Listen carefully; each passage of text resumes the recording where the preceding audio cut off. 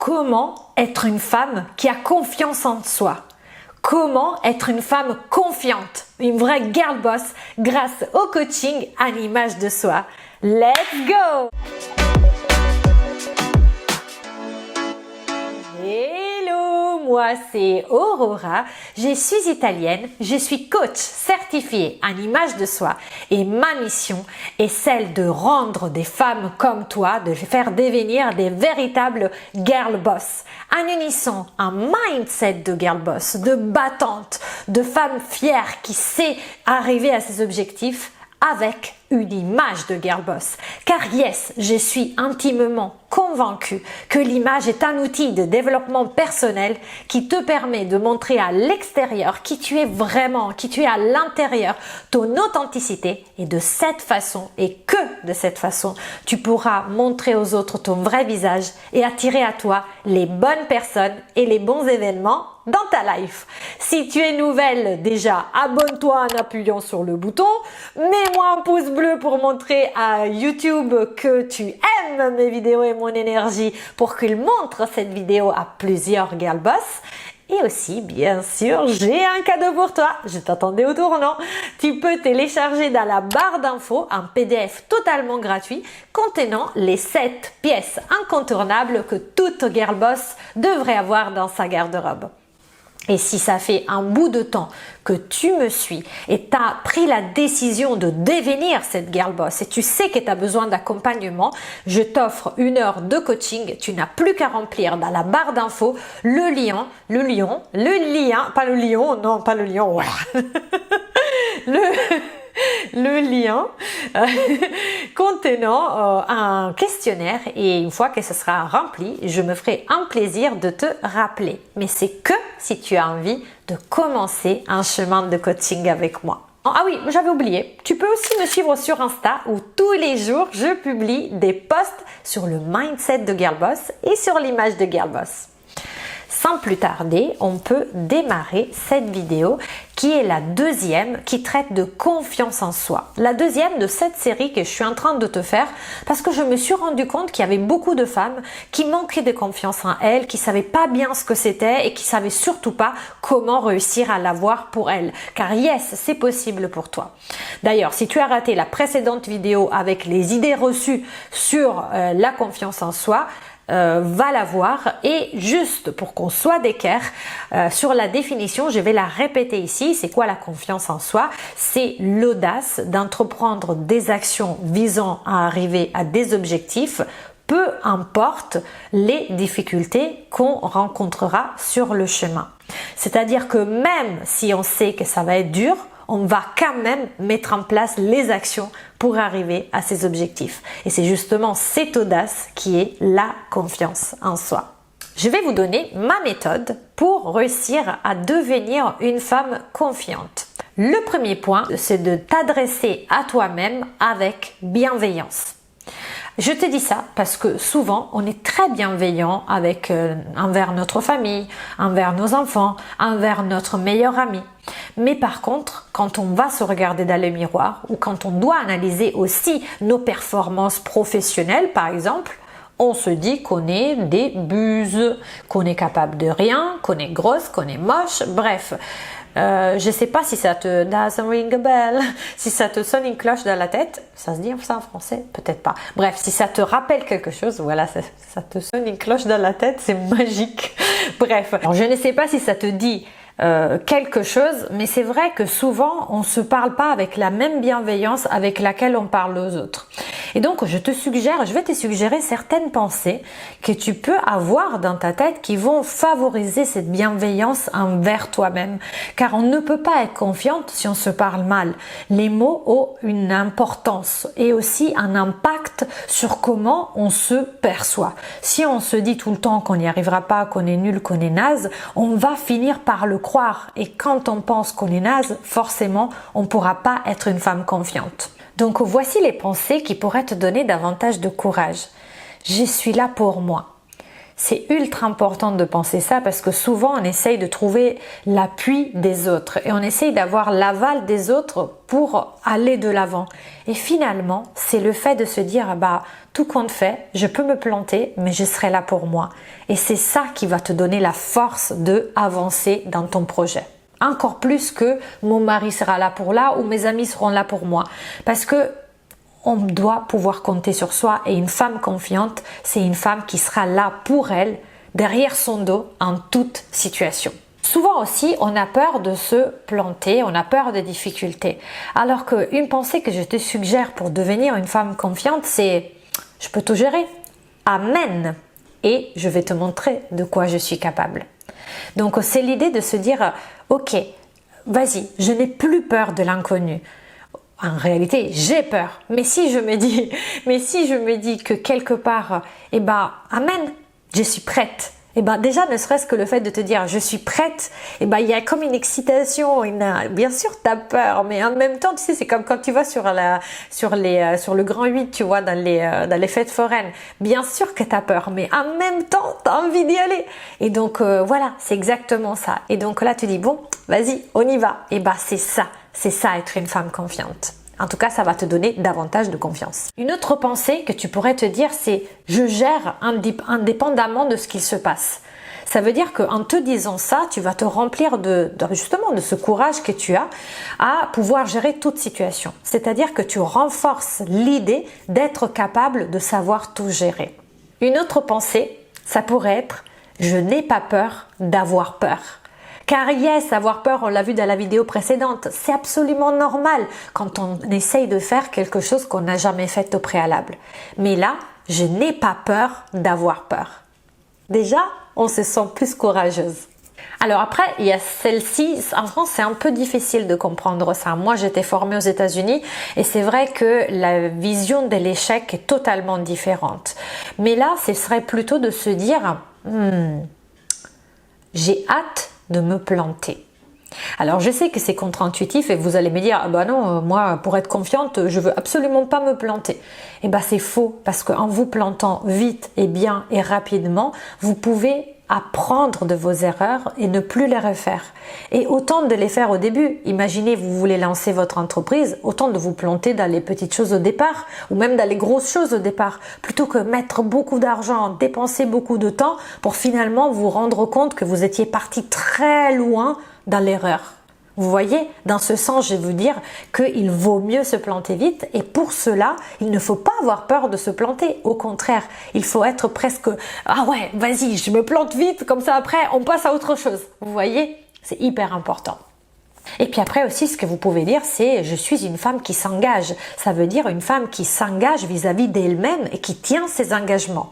Déjà, quand tu te fais cette promesse, tu sais que tu peux te faire confiance. Et il ne peut pas y avoir de confiance en soi, d'être une femme confiante sans avoir confiance en soi-même et dans sa propre parole. Si tu sais par exemple que tous les samedis matins, tu dois voir une copine pour déjeuner et que cette copine, à chaque fois, elle te plante, elle te pose des lapins, au bout d'un moment, tu n'auras plus confiance en elle. Et aujourd'hui, souvent, les femmes avec qui je travaille, que je coach, n'ont plus confiance en elles-mêmes. Elles veulent être confiantes, elles veulent avoir cette espèce de courage qui va les pousser à entreprendre et en même temps, elles ne se font pas elles-mêmes confiance. Et sans se faire elles-mêmes confiance, elles ne pourront pas avoir cette assurance et cette confiance dans la réussite que les actions qu'elles vont mettre en place auront.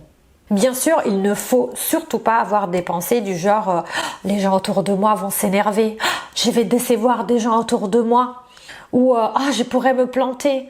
Alors, il y a une différence. Tout à l'heure, j'ai dit j'ai envie de me planter et là, j'ai dit j'ai peur de me tromper ou je vais me planter. C'est pas la même chose parce que d'un côté, tu as envie de te planter pour apprendre de tes erreurs et ne plus le refaire et de l'autre côté, c'est une crainte. Et vous savez très bien que quand je commence à dire je vais me planter, finalement, l'émotion que je vais ressentir, c'est peut-être de l'angoisse. Et quand on est drivé par l'angoisse, on est plutôt dans l'inaction parce qu'on se sent bloqué. Donc on procrastine, on ne démarre pas notre projet et du coup on ne réussit pas. Donc c'est différent, c'est juste pour faire la différence entre j'ai envie de me planter et je vais me planter. C'est pas la même chose. Ou aussi, ça c'est magique, je ne sais pas ce que je fais ou je ne sais pas comment faire. eh ben, tu sais quoi? Tu sauras comment faire quand tu auras commencé à le faire. Personne ne sait d'avance quelles sont toutes les étapes pour arriver d'un point A au point B. Et le problème, c'est que parfois, on a envie de tout connaître avant de se lancer, parce que presque on va avoir l'assurance de la réussite. Et finalement, si l'objectif final, ce n'était pas de réussir comme ça à smooth, mais l'objectif final, c'était justement de se planter pour finalement devoir affronter des épreuves et devenir une nouvelle nous capable d'affronter ces épreuves. C'est comme si on gagnait des points. Vous savez, la gamification, quand on passe de tableau dans les jeux vidéo, le personnage qui est au début, il est peut-être plus petit et puis après, au fur et à mesure, il bouffe des trucs, il devient gros et c'est ce personnage plus gros qui a la force de battre le monstre qui est au troisième tableau. Mais si on avait pris le petit Mario tout au début et qu'on l'avait fait, on lui avait fait affronter le méga dragon du troisième tableau, il se serait fait bouffer parce qu'il n'était pas prêt. Et c'est exactement ça qui se passe pour vous les filles. Parfois on veut arriver indemne, chevalier sans avoir un pet de travers et un cheveu de sortie, bref. Et finalement, non, on doit arriver totalement défoncé à l'objectif. Pourquoi? Parce que c'est pas défoncé, mais je veux dire transformé, disons, parce que c'est cette transformation-là, c'est ton évolution. Voilà, c'est comme les Pokémon. Tu as besoin d'évoluer pour arriver à ton objectif. Sinon, tu n'y arriveras pas. Aussi, je suis confuse. Dis-toi que quand tu captes ton cerveau en train de dire je suis confuse, tu vas reconnaître que c'est une pensée qui va te mettre dans un état d'indécision et du coup tu vas ne pas agir au fait. Et donc tu dois refuser cette pensée de je suis confuse parce que la seule façon pour réussir à sortir de cette confusion, c'est fais quelque chose, essaye.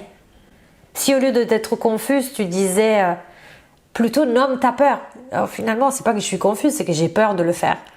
C'est plus honnête. Et quand tu as peur de quelque chose, tu peux analyser les raisons et voir comment justement faire face à la peur, comment la gérer. Si tu dis je suis confuse, tu vois que quelque part c'est comme si tu te bloquais de ta sagesse intérieure et finalement tu es confuse, tu ne fais rien. Et quand tu ne fais rien, tu n'arrives à rien.